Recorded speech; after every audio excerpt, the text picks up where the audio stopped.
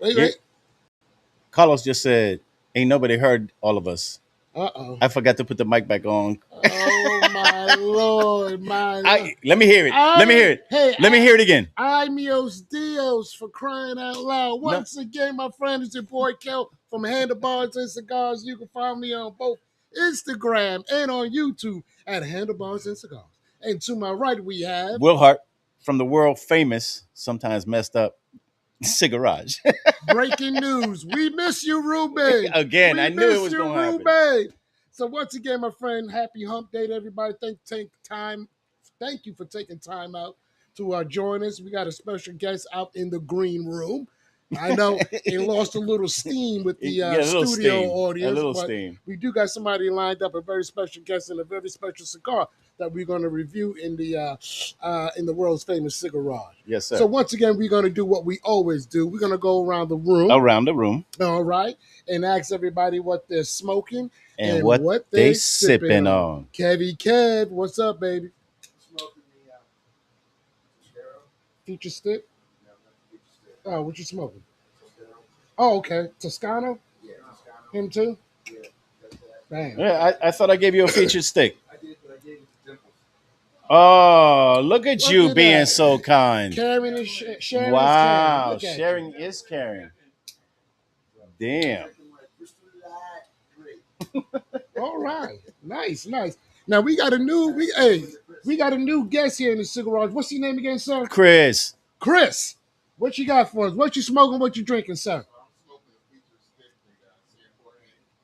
and I'm drinking on the Larceny small batch. Okay, I'm just gonna jump right in. I might be jumping the gun a little bit, but the vibe I'm getting from you on the cigar, it must be delicious because you over here sweating like a doggone.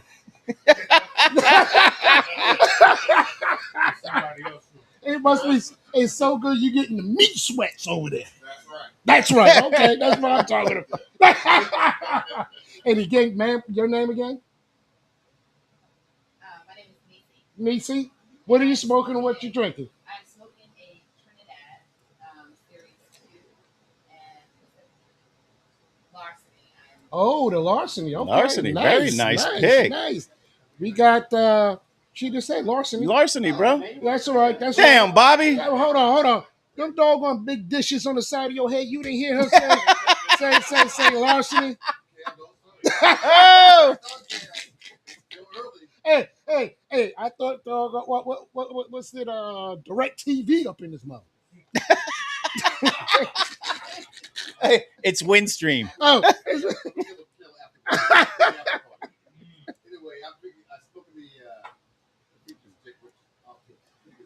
The Sombra. Nice. All right, Ted, what you got, baby? Oh, wait. Oh, wait a second. Give me 1 sec. Wait a second. I'm loving Carlos for this. Ruben. So just so y'all know, Ruben's the producer. He's not here. He's the super producer. So I'm handling all the mics, the cameras, you name it. And thank you, Carlos, for reminding me to turn on the microphone for the audience. Oh my God! Are you kidding me? You can't make this up. You can't make this shit up today, bro. Rip this shit today. You cannot. And he haven't started drinking yet. Right. I actually have. Oh, my bad. I stand corrected. All right, so we're gonna go with Ted. What you got, baby? The San Jorge Sombra, is that correct? Sombra, yeah. Sombra, okay. And Glendronach. Okay. All right. Do we need to go backwards? Nah, just pass it around to AA. We'll get to Reem, and then we'll go back around. Oh, Dimps. Good, Dimps. I didn't see him back there, bro. I mean, Kevin gave you the stick. I'm the featured one, huh? Yeah, exactly. Like, what the hell? I'm smoking the San Jorge. Yeah, you good. Sombra. Look at this. Both Chris Sombra. and Dimps got it correct. The San Jorge. The San Jorge. Yeah, Sombra. And I'm having some bomb burgers straight. The bomb burgers. Okay. Straight. Aaron? Eight. Not yet. No, I'm going to behave myself. Okay. I've been doing good, haven't I? San Jorge, what is it? Sombra. Okay, good. Featured stick. And I'm loving the pepper off the right front off the end. bat, huh? Yeah. Right off the bat. Nice. And the draw.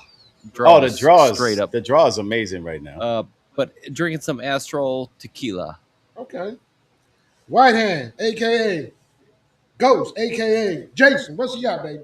The featured stick and nothing. Yeah. Man. Pete, what you got? Feature stick, usual brisk iced tea, brisk baby. That's brisk, baby. That's brisk, And baby. enjoying this. Got the pepper too. Yeah, definitely got pepper on the. Todd, now where did you just come in from? I just landed earlier today. I flew in. I was on vacation in Lisbon and Algarve, Portugal. Nice. And when you said you landed earlier today, that's about 5-10 minutes ago, no? Pretty much. And I came right here. And he still made it here. Hey, that's, Look at that. Hey, that's dedication. That's right dedication there, right there, bro. Yeah. Hey, that's Cigarageism right there. That's a new word. What you sipping on? I'm sipping on some Michters, and I'm also smoking on the San Jorge Sombra. So off the bat, I didn't get pepper off of the bat. I got a smooth draw. It was more creamy. So maybe I'm gonna get a little bit of pepper in a little bit, but okay, a little bit. I mean, you an inch in. I'm a half inch in. Yeah, that's what she said. Oh, yeah. I know it was coming. God, Jesus. All right. Oh my. All right, Reem. Go ahead, Reem. I'm smoking a feature stick. Sipping on some scotch. I'm about a quarter in. Okay. If you want to say, great tasting, easy draw, and a good smoke. Nice. You want to hand it back to Kevin Kev, so we can make sure everybody was heard today, and we'll get to Bobby.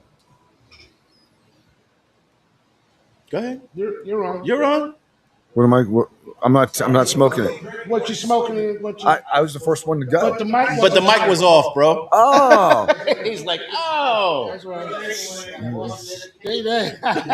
What is it? Jesus. What did I pronounce this right? The Toscano? Toscano. Yeah, the Toscano. And then I'm drinking my Crystal Light grape. All right, Chris, you get to go up again. Chris. My bad. Back at me now, and I'm still sweating. I'm smoking the feature stick. Yes, sir. As well, and I am getting some of those pepper notes, and it's a very even burn so far. So, and very smooth draw. So I'm really enjoying this, and I'm also drinking a Larceny small batch. So all right, I'm enjoying that. All right, this is Macy, and I am smoking a Trinidad and drinking Larceny. Nice. All right. And oh yeah, right. He's gonna do that again, Mr. Dish. Yeah, he's gonna relive it. He's gonna relive it. It's a reenactment over here. All right, so the Sombra, the feature stick I'm drinking, I'm smoking. All right, and I'm drinking the Glendon. And by the way, you ain't getting another chance. This cigar is smoking very, very well, man. I'm about a quarter of the way through it. The pepper off the jump was really strong. It's mellowed out, off to a great start. All right. So we're going to cut that mic. We're going to bring on, before we bring on our guests, we're going to bring on Dirty Biker, Doug, Tony Five. All right. So hold up. We're going to go with Dougie first. Go ahead, Dougie. Yeah, right. Yep, I got the sweatshirt on. So does DB, because it's about 64 degrees out here. Jeez, what? Christ. Oh, yeah. What? The fire pit will be going here in just a little bit, because it's supposed to get... Oh, yeah. I mean, what was it? 3 days ago, it was almost 93. So, welcome to Northeast Ohio. Give it 10 minutes and, it'll be snowing again. We'll be back in the Shedador, Yeah, exactly. Tonight, I do not have the featured stick, unfortunately. However, I jumped in to get some Andre 3000. No, the Padron 3000. And decided to pair that tonight with the good old tried and true Oh, he's got to rub it in our faces, bro. Nice. Just tried and true, always flavorful. So there you go. That's it. I'm cutting the mic. There you All go. right, done. All right, we got Dirty All right, Biker. Dirty Biker, what's up? I'm smoking a Triumph Killer Cub. Killer Cub, good move. Okay, and what do you think, bro? I like it. I got him. I got the 4-pack about a month ago, so I think the second time I've had it. I dig on it. Okay, cool. Okay. And what you pairing that with? A rye, the Woodford Reserve Bass Proof Rye. Wow. Oh, nice. All right. Nice. So let's go to Tony. Hold up. Here we go, Tony Tone. What's up? Hey, yo. All right, so I do not, excuse me, don't have the feature stick because not of it. The closest place that has it around here is like an hour away in Jersey. That's without traffic. And without a stick that my man Brian gave me way back when I first started smoking, like almost 2 years ago. It's a boutique. It's a Cubanacan. It's San Andreas wrapper, Ecuadorian filler, and Nicaraguan wrapper. No. Well, whatever. I got it mixed up. But in any case, couldn't say it any better, brother. This shit is a box. Oh. Okay. This shit is crazy. I had up to there. It was like nice, bro. Nice. Yeah, and the Trident PH Taylor. Oh, nice move. Okay. Yeah, your video cut out there for a minute, but you're good. All right. So what I'm gonna do right now, I'm gonna take you gentlemen off. I'm gonna take off the the Cigarage, and we're gonna go with our guest of honor. Our guest of honor, Carlos Wild. What's going on, Carlos? From San Jorge Cigars. Yes, sir. How's it going? It's going, bro. It's going great. Yeah, no, I feel bad. I would have sent more cigars, man. I did not do my research with how big the group is. Oh yeah. Hey, listen. That was my bad because I was like, between 10 and 12. I should have said between 16 and 20. I'll just send a box or send it to everybody individually. What happened? Word of mouth. People started coming here like Johnny Appleseed. So we start over about 6'10", and we wind up with about 15. Yeah, we even got somebody sitting outside of the Cigarage because I only got so many seats inside. Make a wish, Daryl. All right, so let's talk about it. Yes. Let's talk about the construction first, right? And let us know what we're supposed to, I guess, experience with this cigar. Go ahead, Carlos. Yeah, no, so this is my San Andreas Mexican wrapper. It's puro Nicaraguan binder and filler. I got my Jalapa binder. I got Esteli Condega. The cigar, some people are going to pick up that little white pepper in the beginning start, but it's going to be a really great draw, silky smoke. The way I construct my cigars, they're all triple capped. So if you look at the cap, it's all triple capped on the cigar.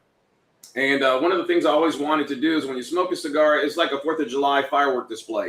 In the beginning, it starts off nice, and it starts kind of transitioning at the finale. So the last third, all the transitions kick in, and you kind of want to keep smoking it to the cap. So that's what kind of I want people to expect. You get the cocoa, the espresso, a little white pepper. Okay. So I guess my first question, the cigar, I have a problem pronouncing. I just want to bring up. I remember at PCA, man. Are you still okay? You almost got. Hold on. I'm gonna run the video. Don't get me wrong. Don't get it twisted. I'm gonna run that video. But he did not get into a fight. You put me on Front Street right there, man. Oh, so the name of the cigar is Sombra, correct? Sombra. Yeah, Sombra means shade. Shade, okay. Because I was going to ask you, what was the significance behind the name in association with the cigar? Yeah, so I mean, it probably goes back to my history. We'll get back to my mom, but the way my mom's into cigars, she's 87 years old. She was a roller for Partagas for 30 years in Cuba, and then she rolled in Ybor City for 6. Yeah, and that's part of our interview. If you want me to roll the interview, and then we'll go back. Yeah, that sounds good. Yeah. All right. Let's roll that. Give me a sec. You got the mics on? This month. Mike's on and everything.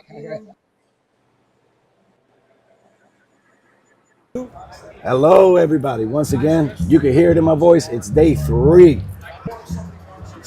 Is it San George or San Jorge? It's actually San Jorge. But San Jorge. Yeah, San Jorge, but most people say St. George. Whatever. It's a great Hey, step listen, either way. I can speak Spanish. Maybe him not so much, but San Jorge, and we got Carlos here. Yes, sir. Carlos, man, it's a pleasure to meet you, bro. You guys are colorful, nice, Hey, energetic listen, in the morning. if you're gonna do it right. Look. Oh yeah, you got shoes and underwear probably too. Yeah, right.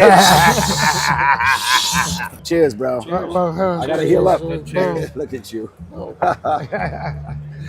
Thank you again for taking time on your busy day here down at PCA 2026 down in New Orleans. Again, we would like to know a little bit about who Carlos is, and also, I know you said San Jorge, Claro.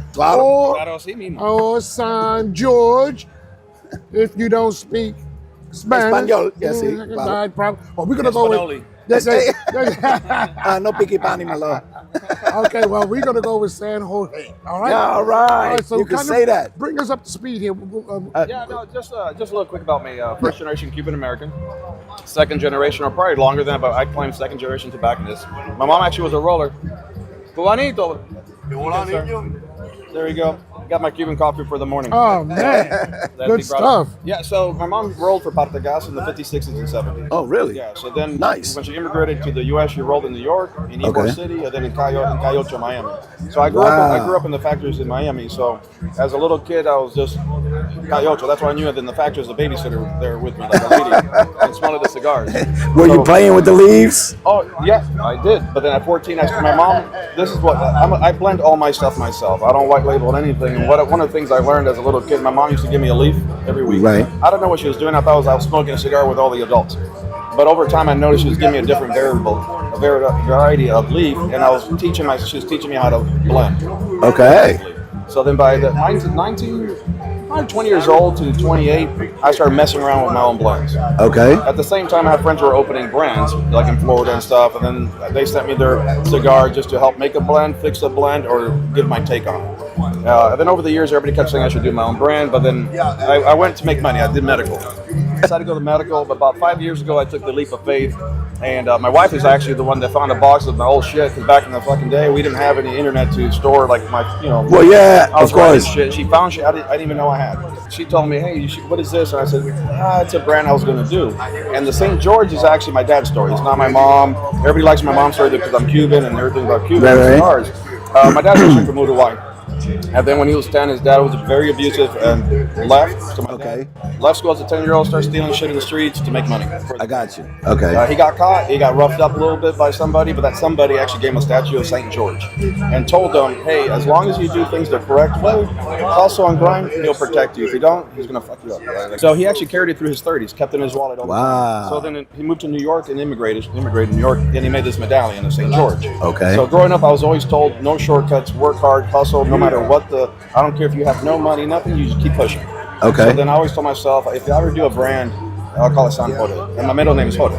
Yeah. So then when he passed away, I took the medallion. So then that's why I told my wife the whole story. And she said, no, you're going to fucking do it. It was easy with a wife, right? When something I always wanted to do, she's like, do it. I'm So fucking doing it. she gave you that drive Yeah. that you didn't know you had. Yeah. Am I right? I forgot. I was always involved with cigars, but the passion, I have a big passion for cigars. Okay. I tell people, of course, business is business, right? You need to make money Correct. to pay the bills. Yeah. Pero, in the same time, I have a passion drive for the culture Right. and the cigar. Okay. So when you call me and you go, hey, that was a fucking great stick, that drives me. Got you. Not that, hey, I bought a box for me. Cool. All right, that's Nah. great. You want to hear the feedback and say, what can I do to improve this? Or am I good? Right. Mine, I do it by percentages in a way. Let's say 80% of people love it. Right. That's good enough to That's good. change it. Right? Right. Because if I start changing it, now that 80% That will drop might to the drop. point- yeah, it will drop. Exactly. And then now that 80% fucking hate it. Right? So, Exactly. When I first started, I was making a cigar that I loved. Right. Because if no one bought it, I had a lifetime of cigars I can smoke. Right? Rum and stuff. So, that's a great segue to what would you pair your cigars with? I made them specifically for rums. Right? I'm a Okay. big Havana 7 Cuban rum, Habano 7. Flor de Caña 7 is really nice too. Okay. Like Bacardi to me is like rubbing alcohol. Okay. Right? But my San Andreas wrapper, Nicaraguan binder filler, everybody thinks it's Nicaraguan pepper. No, fuck it, I'm Cuban. It's un Juanito. Right. I wanted to make a creamy, silky, sweet notes to it. I wanted it to be finishable, a journey, first, second, and third. Right. So, but the sweet notes to it, this guy, well, started down South Carolina. He smoked it. He was going to get the Connecticut. I go, no, I want you to have the San Andreas because people get scared of it. Why? For the morning, because he's like, oh, I want something light. I was like, no, it's not about the light. It's the cigar itself. Like, Yeah. we call it Fortaleza in Spanish. Right. Fortaleza is the strength. Right. I go, no, it's gonna have nice, but it's gonna be refreshing. But a bunch of YouTubers reviewed it. Love it with this coffee, the espresso. Right. So now people have for morning, lunch, dinner. It's a smokable all day. Yeah, and you said that with strength. Well, are we talking strength in the leaf, or are we talking strength to the person, like with? Because there's two different strengths. Yeah, so you know what I mean? And that's Fortaleza is your body telling you what happened, right? That's right. the nicotine. That's the right. nicotine. That's the nicotine. Right? Thank you. And then the other strength is the flavor and the notes. So sabor, people confuse flavor and strength. Your body is going to tell you, you get the rubber legs, right? Yeah. You get Yeah. like, fuck, it felt like I just worked my legs out. Right. You get that little buzz in your head. Yes. Tingly, that's the Fortaleza. I had a guy the other day tell me, hey, the Fortaleza. I go, cool. I'm sorry, it's a fucking great cigar, but I'm like, it's not strong. Right. And he's like, oh no, it's flavor. I go, oh, a sabor. I was looking for this strength. I was like, no, it's a great cigar. I love it. And I smoke other brands. People say, oh, they see me smoking everybody's brands. I'm like, yeah, why not? Yeah. Hello. I'm a cigar lover. Right. I go, and then the more I smoke, it's just the more I start thinking. A lot of people start looking at. I don't care about fucking notes. Right. I don't. I tell. I hate when people say honeysuckle and it's not the problem. My thing is, I want just an enjoyable cigar. Right. But as a blender myself, I need to know what the leaves are doing to the cigar. Right? Is the velado, the combustion good? Yes.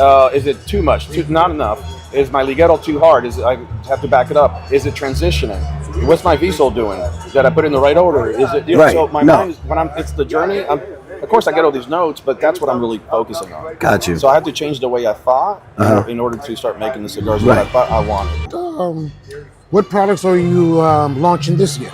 Well, I got three. I got my Connecticut wrapper, Nicaraguan binder filler. It's not your regular Connecticut. It's going to be very flavorful.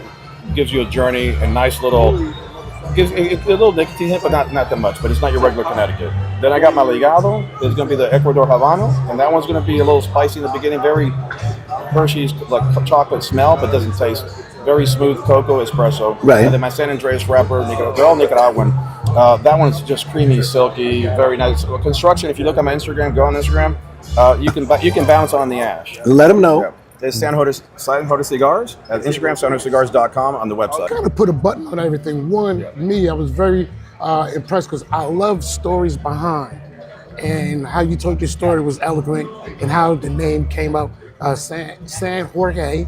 Hopefully I said that correct. Pretty close. And I always find that very fascinating, and I think our viewers find it very fascinating too. They hear those stories. Yes. Because a lot of times they are dealing with the end product, the actual cigar, and the notes that the cigar produce, and not really focus on, like you said earlier, the journey. Yep.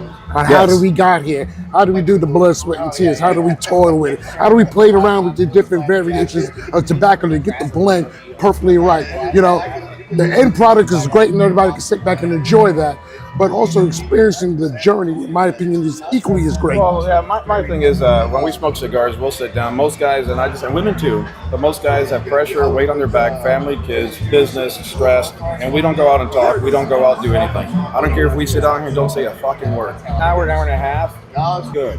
Matters to me. Someone can pay, and my retail's only $13 a stick. Oh wow! Right? Okay. 15 for my Your eyes lit up. Yeah, 12 to 14. I like things moving because I want the everyday person to be smoking. If they can smoke, I smoke 3-4 cigars a day minimum. Okay. I want something. Well, I ain't gonna pay $30 and smoke 3-4 of them a day. Right. So I want something that people can enjoy multiple times and be. I don't care how long it took them to save that $13, but them to enjoy for an hour and a half. If they can enjoy it, that makes me feel much better than someone just paying me $30 for it. It's going great. Guys, Carlos for San Jorge. Brother, thank you. Cigar. Thank you, sir. Awesome. Appreciate it. Appreciate it, bro. Yeah.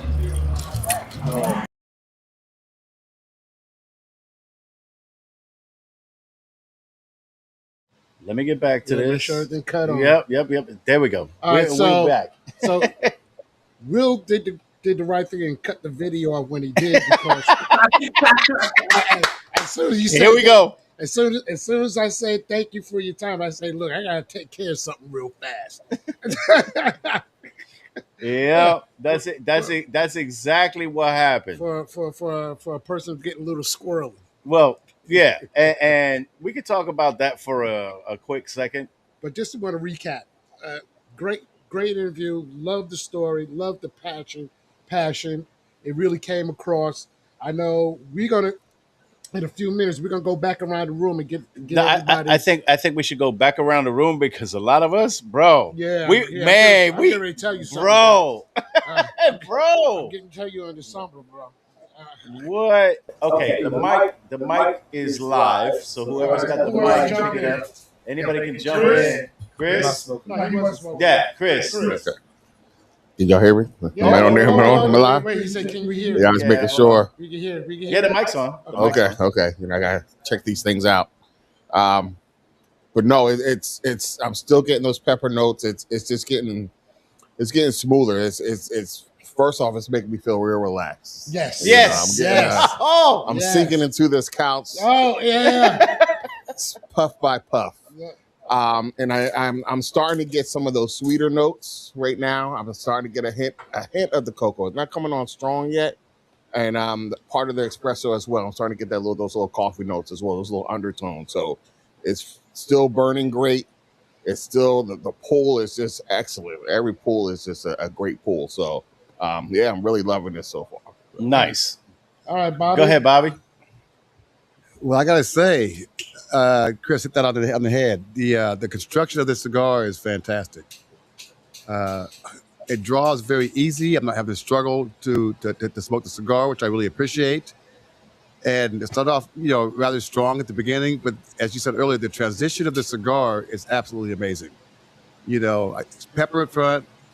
I do get a little some chocolate, a little bit of espresso as I go through this, man. I'm about halfway through, and it keeps getting better as I continue to smoke it. So I'm looking forward to getting to that triple cap at the end and see what it's like. Yeah, and how Bobby just said, he's halfway through. This is why I wanted to go back around the room. Carlos. Well, I wish I lit up at the beginning of the show, bro. I wish we could zoom in on Ted. Yeah, I wish we could. No, well, Ted can get up and come towards the camera. No. Yeah, I don't want to drop it, bro. Check out this ash, bro. Hot dog. Yeah, I'm enjoying this cigar, 50-cent pieces. Wow. Yeah. All right, what's your impression, Ted? Man, I'm loving this cigar right now. Real talk. Yeah. I'm gonna get some of these. Yeah. I'm gonna get some of these. Definitely a buy for me. I got the pepper in the beginning, and then it smoothed out. I get the cocoa and the espresso now. I'm halfway through, as you can see. We're gonna see how long this is gonna stack up for us. Yeah, let's pass it to Dimps, who's outside by my truck. So they handed it to me for the best opinion of the evening. This is an amazing cigar, just based on the flow, the draw, the flow from the draw. I am catching some of those cocoa notes now. I did not catch it earlier, but the white pepper was really light to me initially. But I'm loving how it smokes, and the ash on it, as Ted just showed you, is just amazing. I think I haven't seen a cigar like this with the ash this long for so long. Even after I dropped the first one, the second one is still hanging out. So kudos to your production team. Aaron? So I'll just second what everybody else said. Outside of that ash, I had it, but now I'm going to need the vacuum because... Yeah, you dropped it all over the Cigarage. I got it. Don't worry about it. But I love the transition. And what I'll say is, whatever's going on with that triple cap, I love what you did there because I used a straight cut, and sometimes you get, it starts peeling away. But with this one, everything stayed intact. Or you might go a little too deep on the cut, and it starts to So I thought that was kind of special about this cigar that I haven't seen in a lot of other cigars. There you go. Nice. By hand? Yeah, when I first started smoking it, I didn't get any pepper. It was more smooth, but I am transitioning to a little pepper and a little cocoa. Okay. Pete. Just echoing what everybody else is saying. The transition, this cigar is developing really positively as I smoke it down. I'm a little bit more than halfway. Just really excellent, really, really pleasurable, just an enjoyable cigar to smoke, and very relaxing. I got that too. Like I'm smoking it slowly because I want to get the sweet notes that are developing. Okay, Pete, you said slowly, bro. You and I are at that same spot, bro. That's slow for us. That's slow for us, bro. So before Todd jumps in, I want to ask this question to Pete or anybody else. Have anybody done a retro hell? And if so, how was that retro? Good? Good? Yeah, buddy. Okay. Yeah, so I haven't seen anybody had to relight this. So that's a nut. So it's a great even burn all the way around. Great construction. The draw's good. I didn't get the pepper at the very beginning, but I did halfway through, and now I understand about that whole 4th of July explosion in my mouth. Easy there, buddy. That's the after show. Say that for the after show. But I'm getting a lot of explosions. I'm getting a lot of the pepper now, but it's a very great smooth cigar. All right. Nice. Ray, what's your take, brother? Okay, I'm a cigar snob. Now, everybody knows if I don't like a cigar, I'm just going to put it down. Yes. And just leave it and light up something else. This cigar is really good. I'm enjoying it. I'm enjoying the profile, the flavors, the smoke, the consistency of it. It's just a good cigar, and I look to add this to my wheelhouse. There you go. Yes. All right. How about you, Will? Bro, can I just say, Carlos, thank you so much for sending us this cigar. Not the other two, but this cigar. Because this, I think, hits in everybody's wheelhouse in the Cigarage. I mean, you've heard the comments. You've heard their reviews. Bro. Yo. And I don't think we got anybody online that's got it, right? So we're gonna keep them off for a little bit. But yeah. I'm telling you, it's an amazing smoke. Like, just like everybody said, bro, the draw. Yeah, it's very humbling, like no matter how many times I hear it, it's very humbling. And that's what I told you at the interview in the PCA. That's what drives me, right? That's what drives me every day as a blender. When I come up with something, you come up with something in your mind and you actually put it and it comes out to fruition. That's what gets me all the time.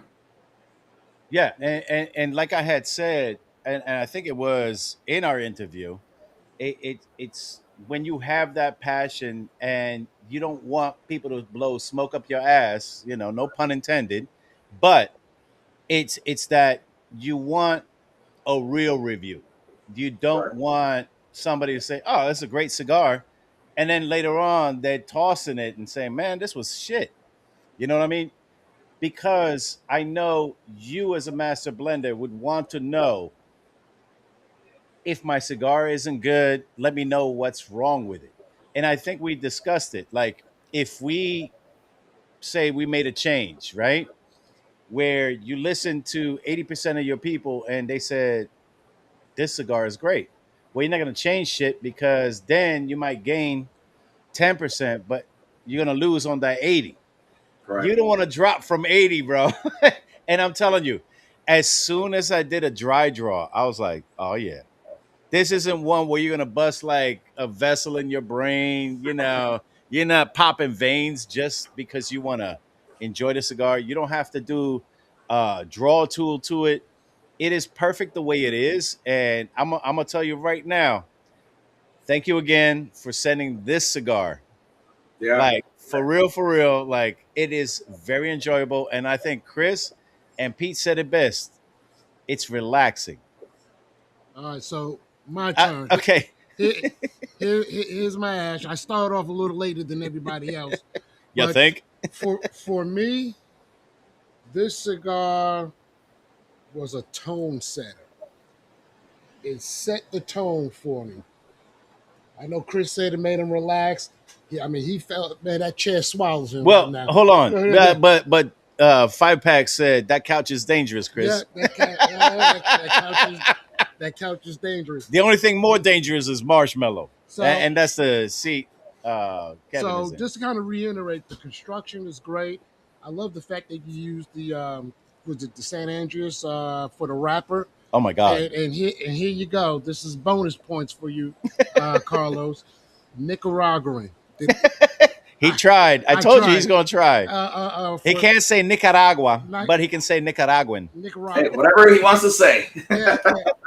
So from like Will was saying, from the draw was easy, smooth, almost a little airy. Yeah.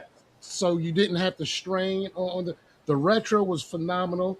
I got a little bit of the pepper off there, and it kind of, for me, it quickly transitioned because for the most part, 90% of the time I do smoke full body Maduro cigars. So this went right into the wheelhouse. Now, the stacking dimes and the construction was off the chain. This was, and everybody here in the Cigarage, I'm gonna put it to you like this: this cigar is good, real good. I'm gonna ask a question to the people in the Cigarage, and they'll tell you what the answer is. What is my favorite cigar I smoke? Bella Artes. Bella Artes. Well, somebody said Gurkha. Whitehead said the last one, but this cigar stacks for me head to head with this, and I can see myself putting this into a everyday rotation cigar because you hit it right off the bat. I could have it in the morning. Yeah, I know. I mean, Ted's still going with the ash, bro. What? Oh my God! Ted almost got 2/3 of a cigar, no, nothing but ash. Yeah, on my Instagram, I got it to right about the cap, close to the cap with the ashes. No kidding, bro. Dope, and that's a sure sign of how great that cigar is constructed. Now, I got a quick question. Well, I'm going to read one of the comments that is out here. I don't know if you saw it. Out of the 3 offerings, if someone could only grab one, which would you recommend or is your go-to? Sombra. Yeah, no, I mean... not you, bro. That's the hardest part for me because, of course, the Sombra is something like you said earlier. It kind of hits just about everybody's palate, right? And it was my first blend. It was my first baby. So, and then when you asked me earlier how I came up with the name, this blend, well, I made a Lancero version of that Sombra. Bro, let's rerun this with a Lancero. I'm a Lancero fiend, son. Yeah. So this Lancero, I just came up with it last week. I made a limited run of 1,000, right, just to see how it goes. I'm here, by the way, I'm at the Smoky Justice Lounge. They opened up. That's why I sponsored the room. So they made a San Jorge room. So I'm using my big face. Is that your pops back there? No, that's a funny story. These guys used, I think, AI generation to just make it fit on the thing. So it made him look old as shit. This is my cousin. He's older, but he's my older cousin. His dad actually was a manager at Patagas for many years and a blender too. So he's a wealth of knowledge of cigars. So he joined me to Nicaragua. So that backfield here, it's my back of the factory where we make our cigars. But I made a limited run of the Lanceros, and here at the Smoky Justice, they had the grand opening this weekend. They went through 200 of them in the whole weekend. People were just going for the Lancero, and I was like pretty impressed. Now, this is what I smoke in the morning with coffee is a Lancero. Bro, let me know how much a box is. Hook it up, bro. I'll buy one. I listen, I'm a Lancero fiend, bro. You have no idea. And even Douglas just said, if you do the Lancero, he's in. Yeah, well, the Lancero too, because you're going to get more of that San Andreas pop or the flavor. Oh, yeah. It's more concentrated. It's more concentrated, great draw, because you need to really, really good. I've been rolling since I was 14. So that's why I make sure when I make my blends, I go to Nicaragua and I bunch and roll the way I want it to roll. And I let the nice professionals, right? the ones who I trust, make it nicer. And I have a guy who's amazing to do lanceros, because you have to be careful with the lanceros to make sure the draw is always consistent and it's filled properly and not empty. But this blend was actually made at 3:55 in the morning in my dream. I'm not kidding, because for 5 years, it took me 5 years to find where I wanted to make a cigar. I went to Nicaragua, Costa Rica, Dominican Republic, Brazil. I even went to Panama and Honduras. And a lot of the factories want you to white label, right? They send you all these blends and they say, these are proven blends. And I go, I don't care if they're proven blends. I want my blend. And they try to charge you more money. And I get it, because if they don't have a certain leaf I want, they can't buy just a few.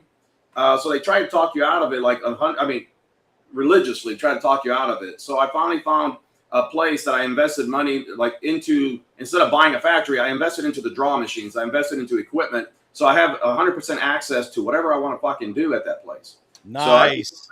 So it's fantastic. And the guys have over 15 years of just rolling for Oliva and all those guys down there. So the expertise was phenomenal itself. But then, so my dream was a dream that I was arguing with a factory, yelling exactly the way I want, because they don't want to do it.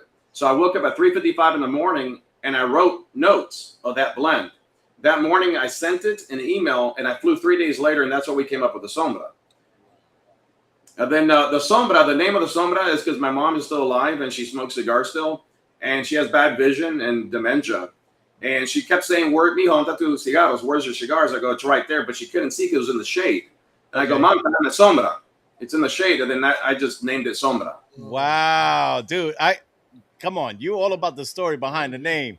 That right there hits home. I love that. So normally I normally pick the Sombra, but my Ligado, it's really funny because the Ligado, some people's becoming their favorite now. The Habano Oscuro that I have. Also, it's a great cigar. And the Connecticut is some people's favorite, which I was not a Connecticut fan. So I made a Connecticut that people would love, that I love. So like Ralphie, the owner of the Smoky Justice, smokes one. He's not a Connecticut guy at all, but he smokes it every morning with coffee now. So, but I'll pick the Sombra as usually my go-to to introduce my line to people. Great show. Yeah, now, dude. We got a question from Darren. Okay, hold on. Let me put the mic on. We got to turn the mic on. Go ahead. All right, you good. Hey Carlos, this is I guess Daryl, but they call me Dimples. Dimples by the truck. I happen to be an accountant, and you said you made about 1,000. From my count, you only have 985. So we'll pick those up in the mailbox pretty soon. Those Lanceros. I just saw Dougie clap. He's like, I'm all in, bro. Yeah. I literally, after this weekend, I actually put a big ass order just because I knew it's flying too quick. And then all the lounges that I'm since PCA, I'm in about 20 lounges nationwide. Okay. And that's when I released my things, actually. So that was when it was 2.5 months ago or whatever it was. So then all the lounges are getting the Lanceros, and they're kind of going pretty quick. So then I kind of underestimated the Lancero version of it. Yeah, bro. So 2 things, right? Number 1, we're a private lounge. Number 2, question for you on the Lanceros. Is it harder for you to make the Lanceros than your Toros, Gordos, whatever you put out? Is a Lancero harder to make? It's not harder to make if you have the right crew. It's just that we have to make sure that it's always going to be the anytime you change a Vitola, you want to make sure it's true to the blend. And you don't because everybody talks about the wrapper, 70% of the flavor, which is a myth, right? When you come to the Lancero, it becomes almost truer because of the lack of the filler product inside. Correct. So we wanted to make sure that because the San Andreas is going to be the nice espresso cocoa, but I wanted to make sure I still have a little backbone to it. And then the Lancero actually comes a little more peppery, just a little more peppery than the Toro itself. So it could be tougher because you have to be more consistent with the draws. Right. And I think on the Lancero, I didn't mean to cut you off, but I think with the Lanceros, the reason why I love them so much, whether they the Liga Privada line, they make an L40. Now, you do the T52, you do the 9, you do a Faro, whatever. But you put out a Lancero, it gives you that true flavor. You get more punch in a Lancero. This is why I love Lanceros. Yeah. But go ahead. Also, for a lot of people, because I'm in Texas, right? So then I ride horses too, even though I'm Cuban. My wife is an old rodeo girl, country girl. And growing up, Lanceros, actually cowboys use Lanceros because it's easy to work on the horse because you don't have, if you have a big ass gauge in your mouth drooling, you can't work that way. But the Lancero, you can hold it in your mouth the whole time and work. Yeah. You can work on your car. You can do whatever you want to do with it. We got a question from Douglas that says, "What vitolas do you offer?" Right now, I kept it very simple because one of the things I'm a newer brand, and mine are all this is the newest vitola as my Lancero, right? Everything is just 54x6 toros, and the reason why I did that was try to stay consistent with the 3 blends. My 3 blends are 3 different blends, 3 different wrappers, the same vitolas, because I don't want to be offering 35 faces, 25 vitolas, and lounges that people are so confused. I'm trying to, like you said, set the tone. I want to set the tone of everything is very consistent. What's working now, I can go subcategories, right? Like I want to do a nub of my Legal. And then I want to do a Robusto of Connecticut. And then I start, it's going to start sub breaking down. Then I can start changing the wrappers of that same blend. Okay. I can do though with a different wrapper, Cameroon or something. You can start playing with what works. Yeah. But seriously though, we're gonna talk in a few about getting some of those Lanceros up in here because everybody's like raising their hand. Hold on, another question real quick. So you consider it a boutique brand. What is the production for you? What is the average production day? How many cigars are you producing per day? Yeah, so like I said, mine, since I just started, my first production was about, I kept it small, like 3,000 of each blend. But then I took off a lot faster than I expected, right? Because even though I've been in the cigar industry, I was blending for other brands too, and there's some big brands that I helped out that people know. And I've been helping, so I've been in the cigar behind the scenes for a while. And I always saw that people made a lot of mistakes of overdoing things to make sure things are working. This is a marathon for me. So, but that first order, but I already made over 40,000 cigars in 3 months. Yeah, so then I'm ramping it up because in the cigar industry, you have to be 6 months to a year ahead, right? And then I start noticing that I'm almost falling behind because I grew quick, and then everybody's reordering, right? And I want to make sure I have enough supply for all the lounges and people that are ordering. So then, plus I want it resting a little bit, right? You got to let it rest. Even though like that Sombra is 2 years aged leaves and they're double fermentation. You took the question. You took my question. I was going to ask you the age on the leaves and your fermentation process. Yeah, so my Legado is aged 4 years, and my Connecticut and my San Andreas is aged 2 years. Gotcha. So it's the whole cigar. So I know we had another question from Aaron. He wanted to know, and you can let everybody here who's watching, where can, outside of the brick and mortars, where can we find these cigars? Well, I mean, like I have it online, but then I really, I'm trying to not to sell online as much anymore because since I'm growing, a lot of the lounges are not too happy about selling online, right? Understood. Yeah, because I'm all over San Antonio and just about every spot in San Antonio, parts of Texas, and New Jersey, Alabama, South Carolina.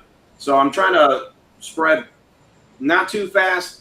And I have about 4 places in Arizona to be coming up. I'm just trying to be very strategic. And in Philadelphia also, there's Legends Lounge out there. Larry Holmes, I think Larry Holmes Jr. owns that lounge in Philadelphia. Is that Easton? Easton, yeah. So on August 23rd, he's going to have an event and should shut down all of Easton. And I'll be the retailer of the day there. I'm the only boutique in that humidor. He has got all legacy in there. Okay, so I know Reem and I are going to be heading up for a battleship event. I'll throw that on later on. And that's Jersey and Philly, from what I understand. Am I right, Reem? Yeah, Philly and Jersey. So Camden, yeah. So if there's a lounge that's carrying your cigars, guess what? I'm picking them up. And if they have Lanceros. Yeah, so I'm thinking the Lanceros are going to be there, but it's going to be the end of August. I'm going to be there. Oh, that's fine. I'm not going up there until October 3rd. Oh yeah, he's going to carry them. Yeah, there you go. A box of 10 orders, 5 orders of every blend. So nice. Yeah. Yeah, so but you can get. I think right now online you can still order through my website, sanjordcigars.com. You can order, and people reach out on Instagram too. I have my distribution license and retailer, so I can do both. We have another question from Bob. And so, Carl, Hold on, wait. Let me make sure that mic is on. All right. Yeah, you get to go. So, quick question to be very direct. First of all, what is the price point for the Lanceros? That's number one. And two, how do we get a box immediately? And we'll pay for them. So how do we get that box immediately? So price point. Hey, Carlos, you see what I'm saying? There's a immediately? lot of people here that are ready for the So Lancero. can we go online and order a box right now? Yeah, no, they're at $14 a piece for the Lanceros, and then but no, I can send the bundles. I just made bundles. I put them in the Sombra box, so they're same blend. So then I put them in the Sombra box, but I just made all bundles because, like I said, I was like, I won't make boxes for them yet. I'm gonna see how they do, and they fit right perfectly into the Sombra box, anyways. Listen, when we order, we don't need the box. We will buy. You keep that box, bro. Get the box to somebody else. Get the box to somebody else. Can we purchase a bundle of 20 cigars right now? Yeah, no, I can send that out tomorrow.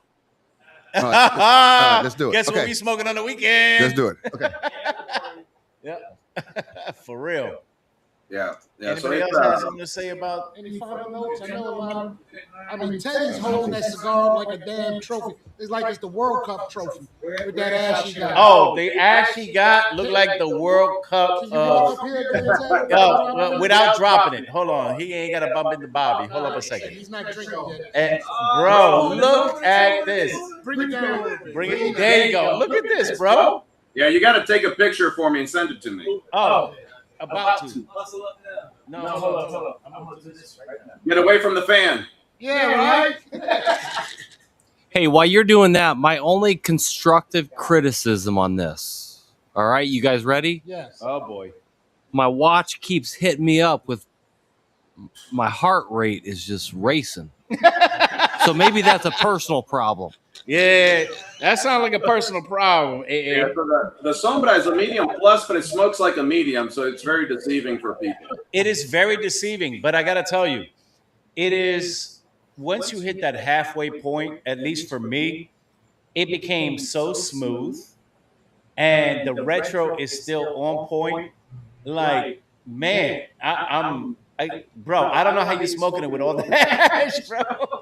Yeah, so a lot of the transition comes actually the way you bunch it, right? So if you see the leaves, you know, the points of the leaves, a lot of people, if you see people roll, they do the tubes or the accordions, and they start ripping pieces and putting in to fill in the bunching. But if you flip inward the tips are going to be the most peppery, strongest parts, but sometimes you don't want it to be right at the foot because then it starts too strong. Right. So you invert it in. So when they light it up, you get some of the pepper, but then it starts transitioning through. And that's how, and the stems, you play with the stems inside there to get the transitions. And I'm loving the transitions on this cigar. Oh, yeah. For real. White Hand got a question. Go ahead.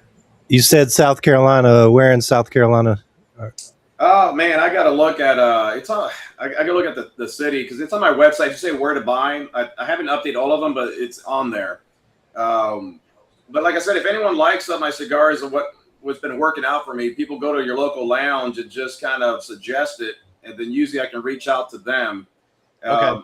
And one of the things is because I like personally going to the lounges myself before, I'll send samples, but every single place I've been by first got there myself, so I can meet the lounge owners, take a look at the lounge, and make sure it's a good fit for everybody and enjoy everything.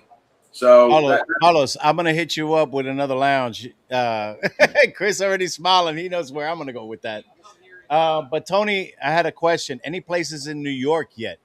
No, not yet. I've been, to be honest, in my Instagram, that's one of the largest followings I have is New York, California, and they've been reaching out a lot. So that's a place too that I need to get into the market. I've just been concentrating in Texas, and it's easier to, cheaper for me to get around in Texas. Yeah, no joke. But we do have a spot at Polo Lounge in New York. I know Tony loves that spot. And I love your fit today, Tony. It kind of reminds me of PCA. I'll take you off mute. Go ahead. Hey, I had to represent, man. There you go. I can't be wearing the hoodies all the time. But yeah, yeah, you get it to be an easy $20 stick, but that's okay. I'll pay it. By what these guys are saying, Yeah. it's worth it. Yeah, that's the difference between the New York market, right? Yeah, you say it's a $14 steak. New York is going to be like $24, $30 for that steak. Yeah, I mean, there's a lot of places. There's a couple places, lounges that do a lot higher than it's just how do you say, the experience of the location you go to. There's a place in New Braunfels, Texas. They probably sell for $19, $24. Reason why, it's a nice 3-story, beautiful place. The drinks are expensive, so everything there is for the experience. I always joke around and say that you can get bottled water in the grocery store for 50 cents or a little cheap. You go to the gas station's $1.50. You go to a baseball game, that same water is $7. Nothing changed, but the experience that you're doing it with. Yeah, you're correct. You're correct. So 100%. So Dougie just gave me a nugget of information. That place in South Carolina is in Blythewood. Yep, Blythewood. And that's right. That's right before you get to Columbia. My niece lives there, so next time I go down, visit my niece down in Blythewood. Well, hold on. Yep. Bobby's going to be going to South Carolina on but what part? Columbia. Okay, so he's going to be picking up some shit for us. He drives through Blythewood before he gets to Columbia. Oh, we gotta make the phone call before. Make sure he didn't run out so I can send him more. Okay. What's not going to be available till August? The Lancero's not going to be available till August, right? You said? No, they're available. I got, like I said, right now out of the 1,000, I probably have like about 600 left. But I already have 6,000 already being made. I'm going to rest it for a little bit, but I still have. Sold. Yeah, they went a lot quicker than expected. Like I said, that was something. I was looking at the analytics because I was a big Lancero fan, and so I was looking at analytics, and that was one of the fastest growing vitolas again. And I don't know if it's because, not to say about for guys, but a lot of the women love smoking Lanceros too. Nisi, I think that's the population that's growing. It kind of reminds me of the old. Y'all remember the Moors cigarettes? Yeah, the 120s. Oh, here we go. Yeah, the ladies used to smoke the Moors. Who's got a question? Hold on. Let me put him on the mic. Go ahead. So Carlos, I see you got a lot of activity going on. Did you establish all these relationships through the PCA this past year? No, I mean, I think I had like 7 locations through. I was pretty blessed on PCA for a new brand that no one has ever heard before. That 6 locations picked up. Like, I'm not kidding. That Blythewood was the guy in the interview that morning he was walking around lost, and I said, "Hey, you look lost." He goes, "Yeah." I go, "No, you're not. You're in the right place, right?" Yeah, exactly. And then he reached for the Connecticut because it was early morning, and I'm the one that I gave him the San Andreas, and he bought 2 boxes and he took it with him and he ordered more. Afterwards. So, but usually it was right after because the word was getting around for like people like you. You have great people in our cigar industry in the community that will tell their local lounge, "Hey, you guys check this out." And I get DM'd through my Instagram. "Hey, someone said for me to try your cigars. You can send me some samples." And if I can make it, I said, better yet, I'll fly there, pay out of my pocket to fly, hand deliver and smoke with the owner, or I can send samples too if I can. But I always try to be there. I think that's the best thing because at the end of the day, the passion in the cigar is what I want people to feel. Yeah. I make a lot of cigars still for other brands and house sticks for lounges, and a lot of people give me their Chat GPT blends, and that's not passion behind it, right? It's AI that's just generating flavor notes, and I think I can taste the difference from a cigar that you can tell that it was blood, sweat, and tears. Passion behind it compared to a cigar that is just put together. Yeah, and you know what? I think Chris beat me to this because I took out my number, but bro, do you have anything left on that cigar, bro? That shows you true love on the cigar. Now, Douglas said, I think the reason Lanceros go quick is those that love them buy them when they see them, and not many brands offer them. The scarcity drives the sell-through. Now, to piggyback off of that, the crazy thing is what I learned that North Carolina does not really carry a lot of Lanceros. Hey there, Larry. Oh, how you doing, girl? Okay. Sorry, we had to shout out this little girl that's hanging next to Cuz. What's up? Uh-huh. But yeah, to go back to the Lanceros, the crazy thing is for me, there's a lot of Lancero lovers, but the fact that we have to go to South Carolina or order them online seems mind blowing because you have this many Lancero lovers and they're not readily available. Well, that's normally how a trend starts. You know, the word of mouth, more grassroots before it actually comes into mainstream. Yeah, So, and I know a lot of brands. There's some brands I know that come out with them. The problem is, I think the consistency in the product, and I think that's why some places, some lounges. I've been to a couple lounges that I talked about Lanceros. They love them, but they said they had issues with other brands that their customers were complaining about the draws or something, so they kind of don't order them too much. Right. Well, here's the thing. Not all Lanceros are made the same. Not all carry that passion and love. Now, I know Nisi was having a Trinidad.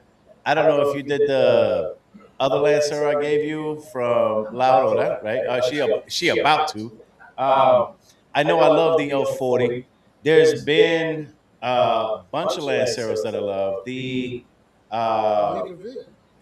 Oliva V in a Lancero, and Carlos, I know you stray away from just your own brand, which I love that about you because you don't know what you're missing. And I know Bobby, who was here earlier, he went outside, I think, to take a leak. I don't know what he's doing, but he, we turned him on to other cigars, being part of the Cigarage community, where he was all Liga, right? All of a sudden, he's trying all these different cigars. He's like, damn, I got to get some of that.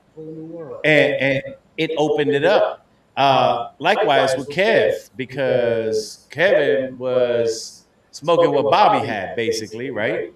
And then all of a sudden, oh, try this, try that. Dude, and I'm telling you, when you try a Lancero, it gives you the purest form of what you're producing. Go ahead. Yep. Well, and that's why I kind of came up with a Sombra one first, because, like I said, it was mostly everybody's wheelhouse to a point, and I figured that would be probably the best stick to do. Plus, I love a San Andreas, and I thought that would be the best stick of my three to make the Lancero version of it. Okay, so we got a comment over here with Douglas. Perception of price per size definitely has influence. Most think a Lancero for the price versus Toro Gordo is less for the price. And of course, Todd had said, "Is Kel wearing Daisy Dukes?" Thank God the camera doesn't go lower than where we at. Oh, don't stand up, bro. No. We don't want to see your nuggets, bro. After show. That's one of the things as a brand owner coming up with even a Robusto, right? The thing about Robustos and Lanceros, it's like going to Costco, right? I buy more a 54x6, you get more bang for your buck, and it actually is better for me for price point because the product compared to a Lancero, I have to pay more technically for less, and then it's 25 cents cheaper for me only, right? But then the price point, and then after shipping, customs, so that's why sometimes the prices are a little higher compared to the total. But then also for it's a specialty, so some people charge a lot more due to you don't see them too much, like someone said earlier. Yeah, and that was my point. You don't see them that often. And when you do, like I said, we got to travel to South Carolina to see them. Kev, you got something to say? Go ahead. Yeah, unfortunately, I didn't get to smoke the cigar. You gave it away. I gave it away. I gave you one. But I'm telling you right now, I'm headed to Blythewood, South Carolina right after this show.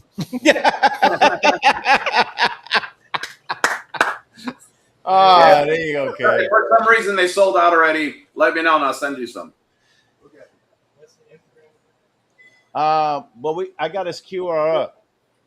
You can always scan the QR, but I can. It's at San Jorge Cigars. Yes. On Instagram. Am I right? Yep, you're correct. I kept it all simple. Then sanjosecigars.com and at San Jorge Cigars at. You know what? Since they asking, watch this. Look at that, fancy.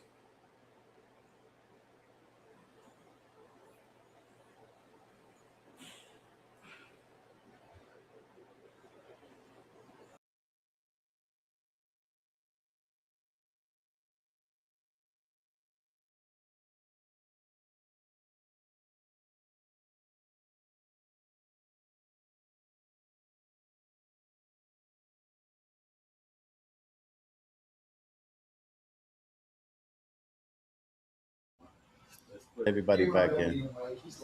Yeah, he is pretty. No, I was just thinking, like, Will's got a cigar lounge here. Like, if we pooled together some money, could we just have a bunch of stuff shipped here? Yeah, just ship it here, bro. Yep. We'll pass the hat. I mean, just a thought. If it's a Put a good Bitcoin thought. in, and we could just buy the whole production. Yeah. Now, Carlos, are you what you doing on September the 26th? I don't know yet. Okay. I gotta look at my calendar. Usually, my wife keeps the calendar on because I have horrible ADHD.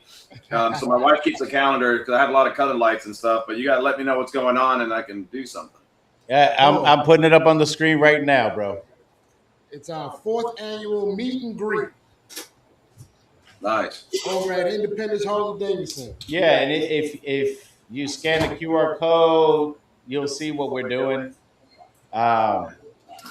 We do a Cigars for Warriors ride. Last year, how many cigars we raised? A little over 600. A little over 600 cigars we raised and gave to the Cigars for Warriors. Yeah, and this year we're shooting for 1,000.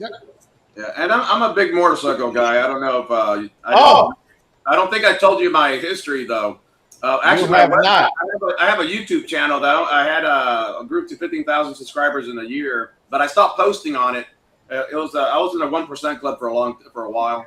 So I've been riding for 24 years, and I'm part of LAMA now, Latin American Motorcycle Association. Oh yeah. I've heard of them. Oh, so here we go. Go ahead. You're gonna take over the show right now. I know. No, because you're gonna ask what he rides. Of course. What you ride, Carl? Vespa. A scooter. Anybody else? Well, no, I have a Road Glide Limited 2020. I got the Jackpot 2-in-1. I got a Woods Cami. It's tuned. And I got a nice speaker upgrade.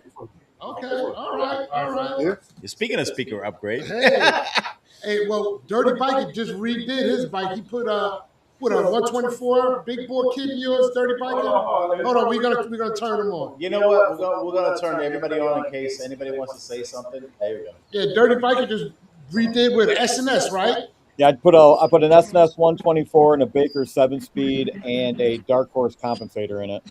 Nice. And we got White ain't got a custom bike. He got one of those bikes that you be seeing on the magazines and whatnot. $1,000.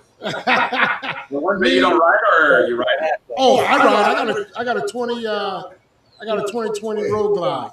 Hence his name with handlebars and cigars. And I got a nice sound system in mine too, there, Carlos. Oh, it's nice. It's all right. Oh, Jason goes, it's all right. Per hour. That's what I needed. Because I needed to hear music. Because after 80 miles per hour, I can't hear shit. Yes. So then, I needed a system. I got 2 10s in the saddlebags, and I got 4 6x5s pushing about not much, 1,600 watts. Douglas says featuring. Featuring. You know you can take yourself up, you bro. And I put with a DSP in there just to kind of tune that sound out for me. And who helped you with that DSP? I don't know who was that. Was that White Hand? No. It was Will. And a red light. You ain't talking about your red light. No, my check engine light. They busted. Oh, nah, fuck your check engine light. The night during the day, you're all rolling through the neighborhood, and all of a sudden I see all you stop up the block. I'm like, what are these guys doing? So I go up there, and I was like, "Yo, good?" And Kel was like, "Bro, my Shit won't start. it won't start." What the hell's going on? I was like, "Have you checked the gas?" "Yeah, my gas is good. It said I got half a tank." Quarter of a tank or whatever. His shit was empty. My shit. His gauge was fucked. I was like, "So what do? I come back to my crib. I just walk down the block, get in my truck. We tie it to my truck. Jason, aka YN, sat on it, rolled real slow, another block, just to get it back to Kel. And then negotiate that hill, because you don't have long legs like he do. But how long after that did you figure out you had no gas? I don't know, maybe about an hour later. Bro, it was one of the funniest shits I've ever experienced myself. I was like, yeah, buddy. So Carlos, Dirty Biker is in Michigan, and he's riding his bike down for the meet and greet. Nice. Yeah, he's a ground pounder. He put some miles on that bad boy. Yeah, no, our group on with Llama, man, it's a morning touring group. The girl, I think she did 65,000 miles this year. She won like for the women for mileage. Now they ride. They did international now in El Salvador. They went from all the way to the U.S. through San Antonio, through Mexico, Honduras to El Salvador. My thing is just fine, right? I will ride about. I'll go to other states. Just my time with all this stuff. I travel so much, it's hard for me to get riding longer. Yeah. Because I got my commercial pilot's license, so I cheat and I fly a little plane around. Ah! I hear that. Well, look, I don't want to take no more of the conversation with the motorcycle and stuff. Bro, you good. We only at 9:14. You know we usually run over 9 o'clock. I'll turn it back to Lancero Will. Lancero Will. Bro, but no joke. I think everybody here is in agreement of getting a box or two or let's skip the box. Let's do bundles. You let me know what we got to do to get just the bundles. Let's do a pallet. There you go. Beat around the bush. Yeah, let's just get a pallet. Let's get a forklift up here through the driveway. And you know what? We will send them out from here. Am I right? Bro, I cannot wait to experience your Lancero. Yeah, I know it's great. And one of the things I appreciate all the questions. There's not a question I won't answer because I'm so involved in everything I do that usually I can answer every fucking question because I'm all part of everything. I source the leaves myself. Every quarter I go to Nicaragua and I source the leaves. Right before we even start blending, I kind of fly down there like I'm going to go next month because we're going to mess around with more blends and more vitolas. And I roll myself with the guys and we start messing with it. Before they go in production, I'm always there. I try to be. Then before packaging, I'm there to make sure everything is packaged correctly. You'd be surprised. There was a brand owner not long ago that was here for the opening, and his bundles, he said there were 25, and he was selling these bundles, and there was 30 in there, and he was giving away 5 for free in there without knowing. So production, no matter how good things work, there's always this is all handmade stuff. It's human. There's going to be mistakes. Not only that, but one of the things I talk about, especially in the cigar industry, I was going to do vintages, right? Because and I didn't. It's just like wine, right? All the leaves, all the wines, all the vineyards. It's all about the weather, the climate, the soil, and it changes.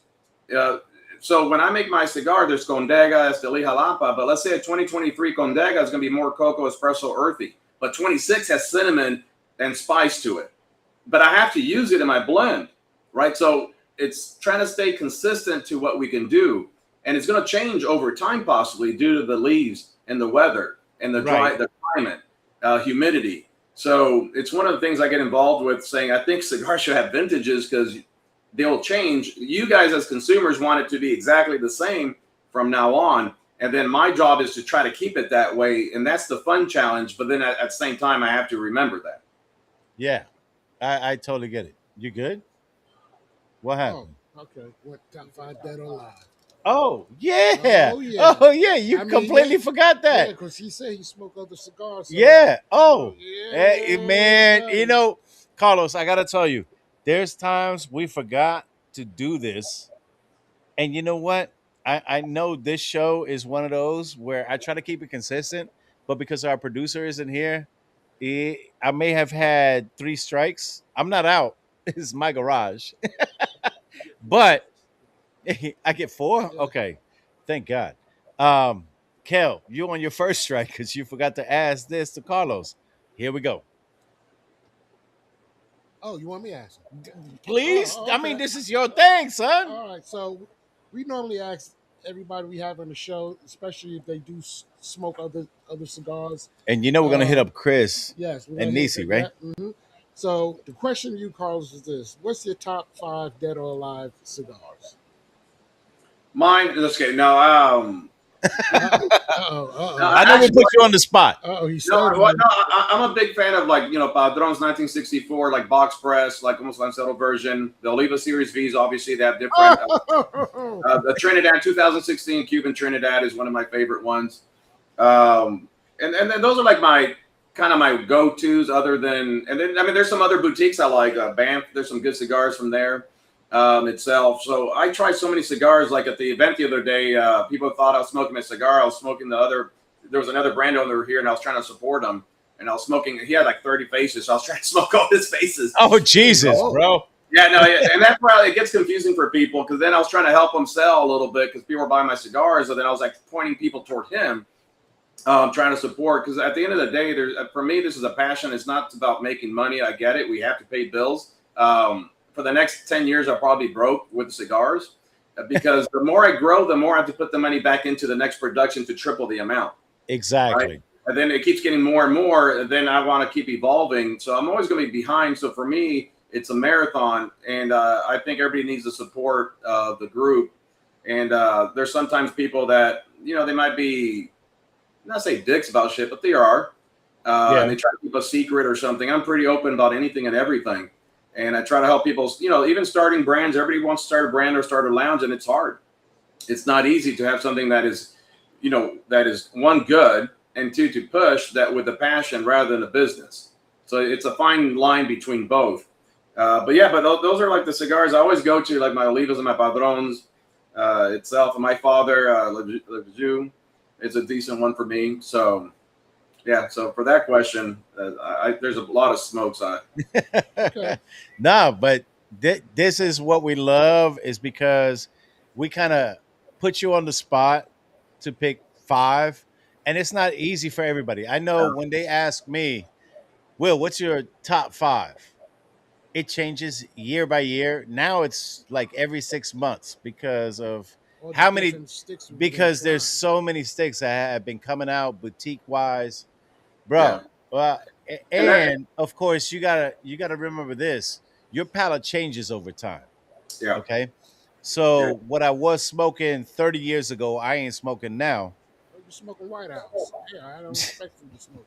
So that's why I tell people you're always going to have one. Like if someone says like they love my Sombra, cool, but I mean it's just including in their wheelhouse, like someone said, right in the rotation. No matter what, it's going to be my go-to throughout the day, maybe or weekend. But I'm going to try other things. That's the great part about cigars.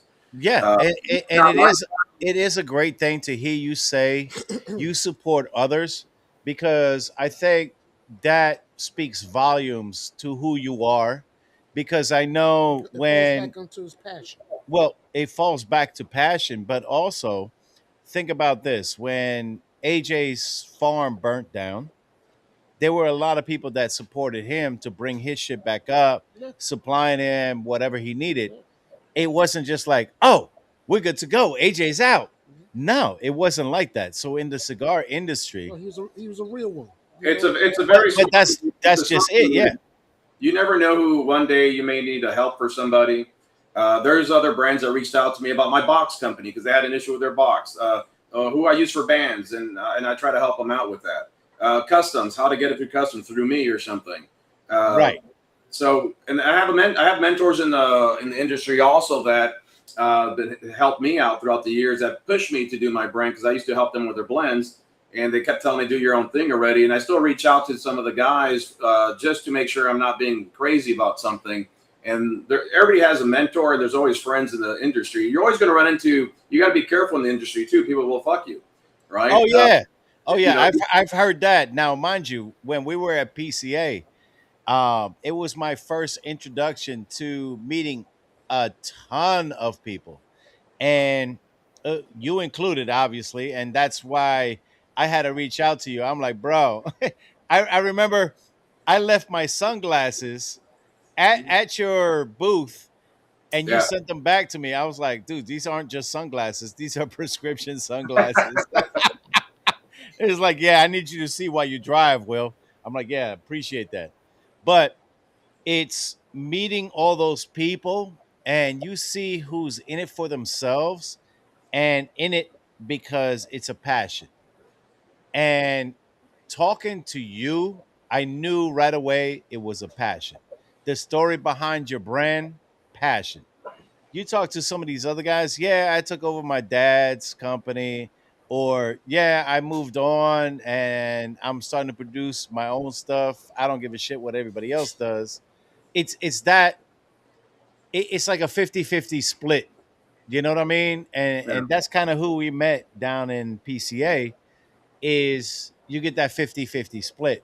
But the real ones, Carlos, I got to say, you're a real one, bro. And I appreciate you. I appreciate the cigars you put out. And the thing And, too, and I know Chris killed his. Bro, I'm almost there.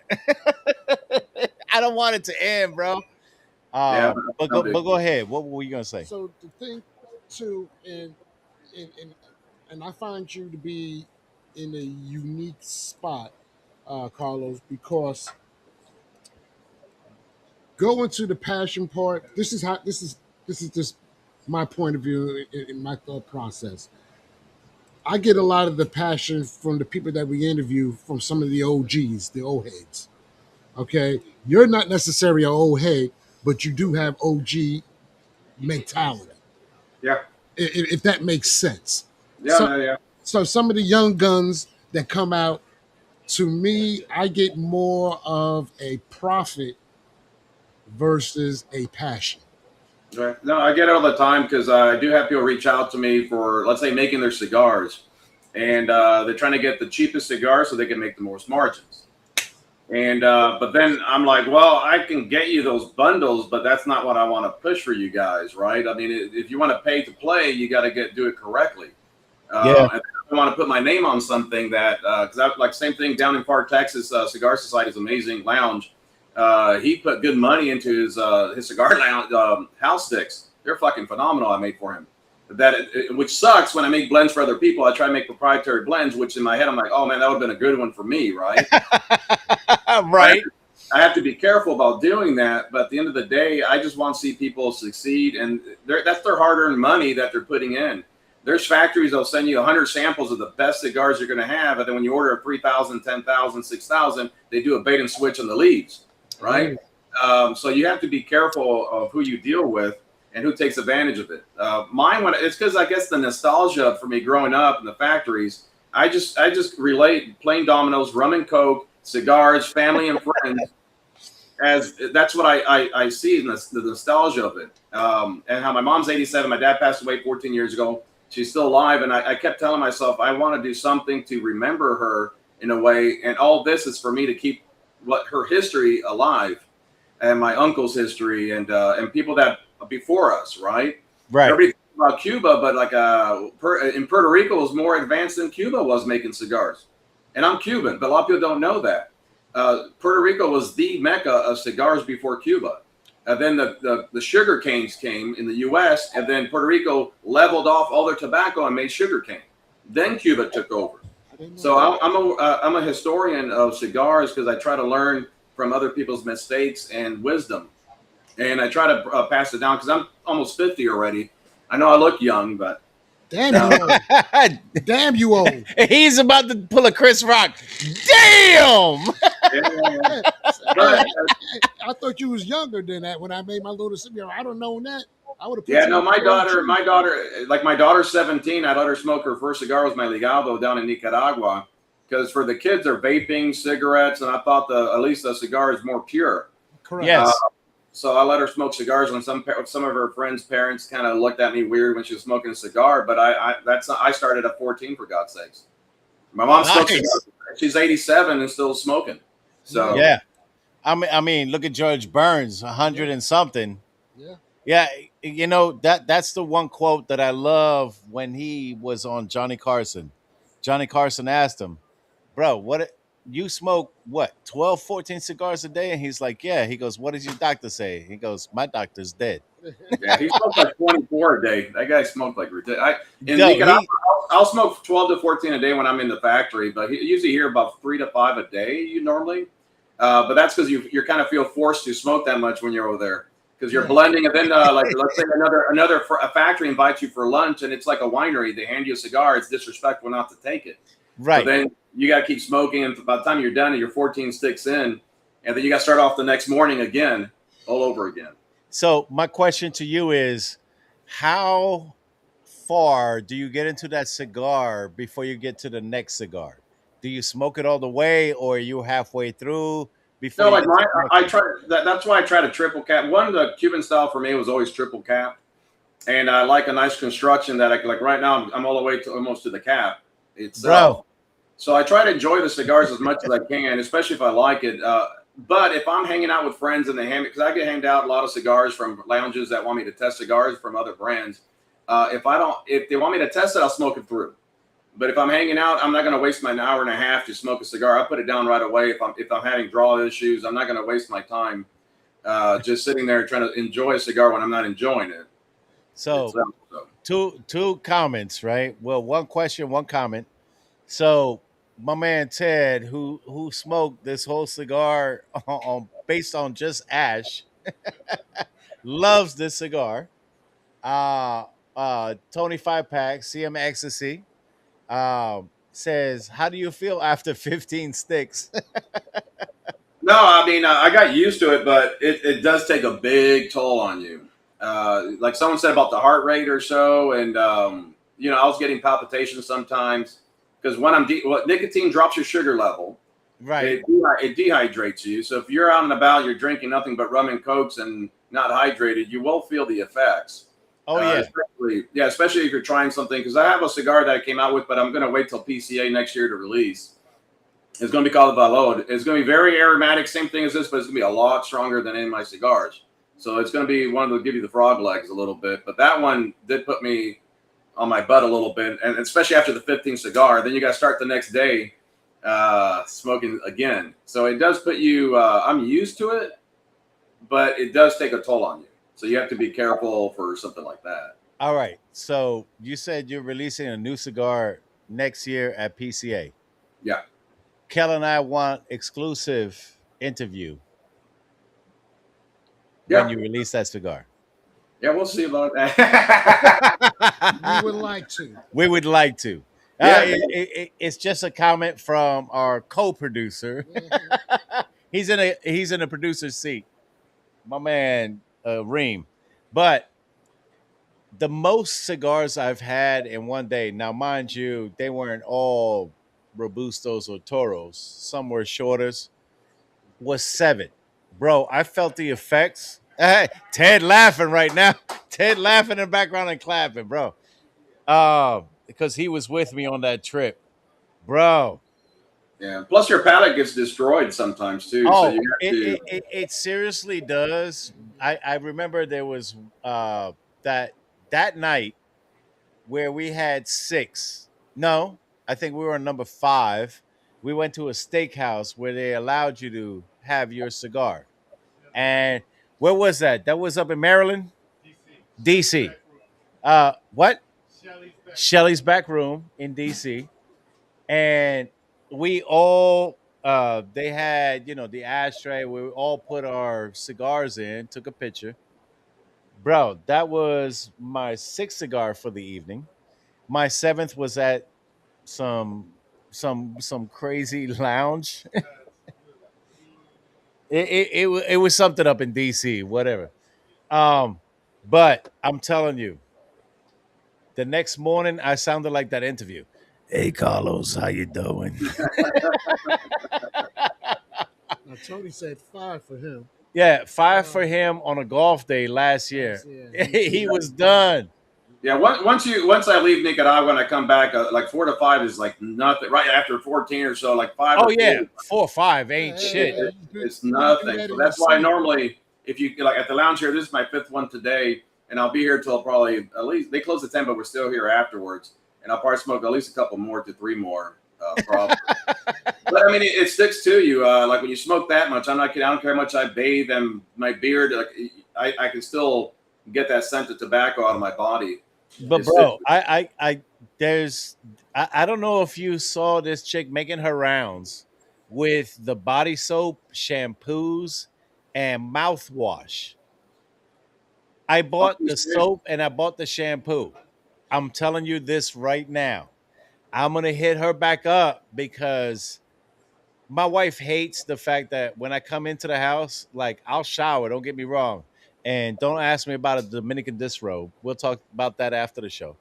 But I'll go inside and I'll have that soap and that shampoo because the mouthwash wasn't available at the time to buy. She was at PCA. I'm gonna hit you up with that because I'm telling you right Yeah, now, I need that.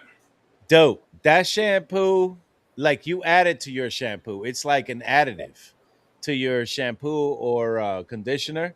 But that hand soap, bro, you know how you smell your hand after you had a cigar, So this is what I like smoking right to that triple cap, bro.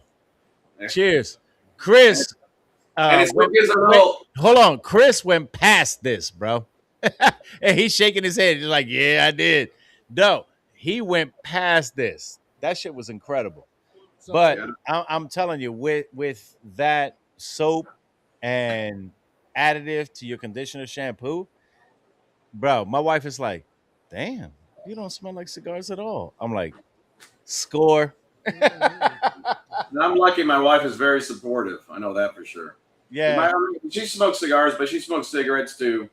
So she always has her smell on her too. So, I got one last question before we go to the after show, and I got to put some promos up in a minute.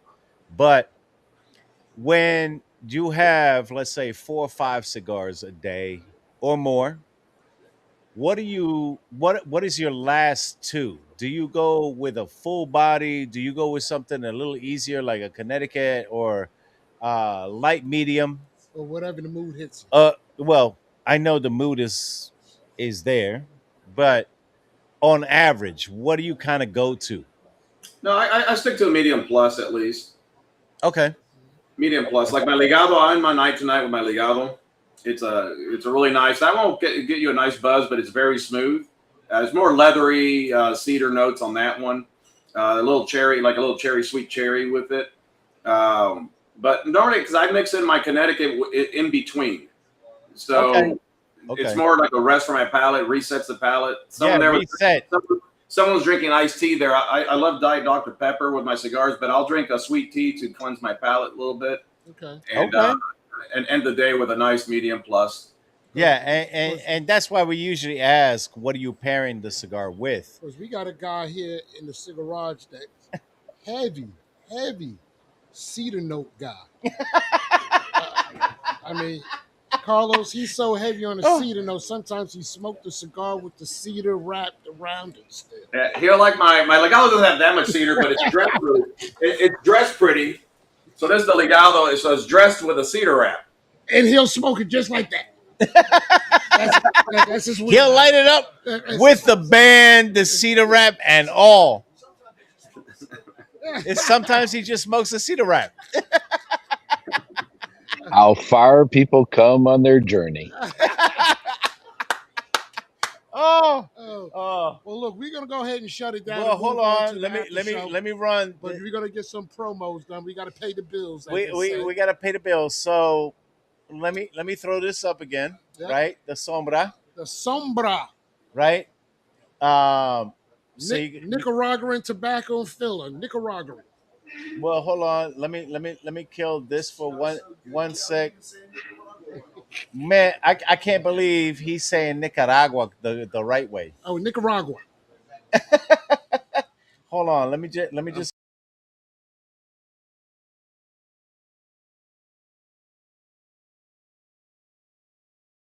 Again, promote our. Let me make sure the mic's. Yeah, the mic's on. So this is our 4th year anniversary. Now, our anniversary is actually June 18th. we were not doing that shit again like we did last year was hot in as balls. 110 fucking degree weather. So we switched the date to September 26th.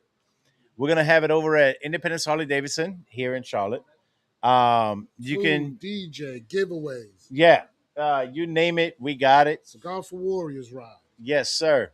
So that's a QR code. Not that's what only for the ride. Am I right? Because you don't need a ticket to join. Exactly. It's just for the ride. That's a QR code. And coming up, and like I said, Kel can't make it, but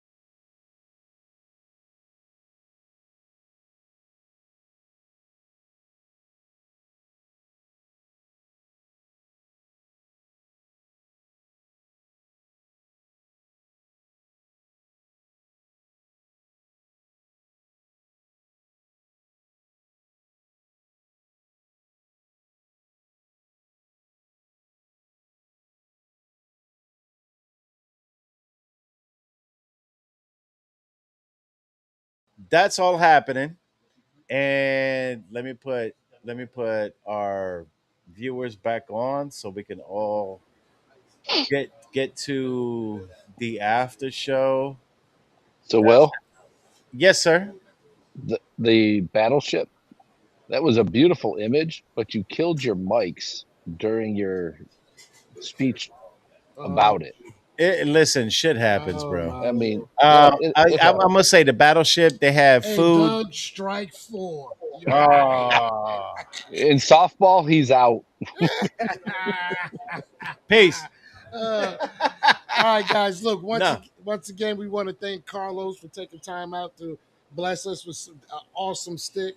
I think I can comfortably say everybody in the Cigarage enjoyed the hell out of that stick, and we will be doggone getting some more here. Lanceros. And some Lanceros. Matter of fact, I think one of our guys in the Cigarage is going to Blightwood over the weekend, so we're gonna load him up with some money, and so he can pick us up some sticks. Yeah, it was a great stick. But like Carlos said, call ahead. Make sure he's got enough. We'll dot the I's and cross the T's. Yeah. So again, before we cut out, Carlos, just letting you know, all the other guys know, you can hang out, smoke another cigar, and chill with us in the after show. Everybody's mic's gonna be unmuted, so they can ask questions. We can just chill, and we'll be off air, so you can say whatever the fun you want. 985 inventory. 985. 985 is inventory right now. Oh, somebody checked on your inventory. This is 985, bro. We got your number, Carlos. All right, look. Again, thank you for joining us. Thank you for tuning in. As we always say, tell a phone, tell a friend. We got two schmoes in the garage here talking cigars, talking life, having distinguished guests to talk about their products and tell their story, which we absolutely love. So, with that being said, we want everybody out there to be happy, to be healthy, to be safe, but more importantly, we want you to be easy. So next week, God bless. Have a fantastic week, and thanks for joining.